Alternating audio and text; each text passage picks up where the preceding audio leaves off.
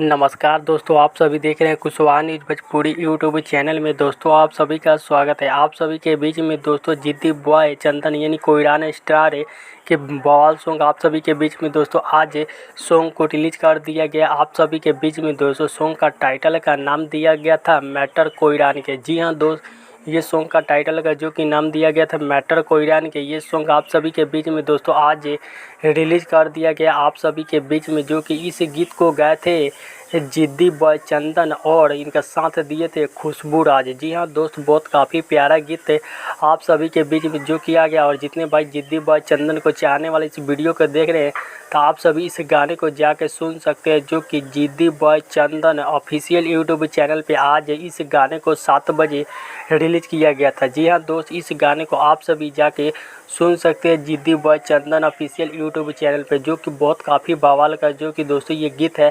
तो आप सभी को मिलते हैं नेक्स्ट वीडियो में किसी बवाल टॉपिक के साथ। तब तक के लिए जय हो। कोयरी सम्मान।